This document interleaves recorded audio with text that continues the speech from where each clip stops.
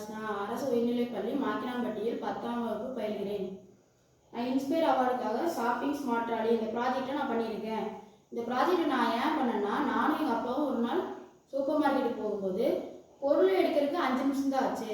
ஆனால் நாங்கள் பில்லிங் கவுண்டரில் போய் பில் பண்ணுறதுக்கு 50 நிமிஷம் எடுத்துச்சு. அதனால நான் ஸ்கூலுக்கு லேட்டாக போயிட்டேன். இந்த நேரத்தை நான் மிச்சப்படுத்துறதுக்கு இந்த ப்ராஜெக்டை நான் பண்ணியிருக்கேன். இதில் எப்படி இது யூஸ் ஆகும்னா, ஒவ்வொரு பொருளாக எடுத்து போட நமக்கு அமௌண்ட் ஆட் ஆகிட்டே வரும். இந்த டோக்கன் மூலிமா நம்ம பணத்தை செலுத்திக்கலாம்.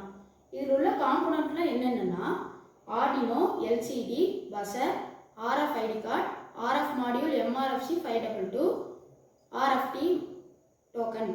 இது எப்படி வேலை செய்யுதுன்னா, ஒவ்வொரு பொருளையும் RFID இது பேஸ்ட் ஆகிருக்கும்.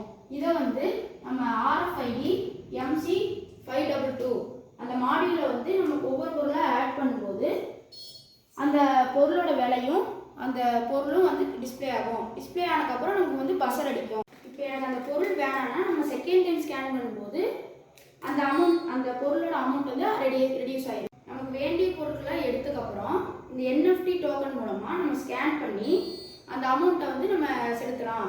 இந்த NFT டோக்கன் நம்ம பேங்க்கோட லிங்க் ஆகிருக்கும். இந்த ப்ராஜெக்ட்னால நமக்கு பணமும் நேரமும் மிச்சமாகுது.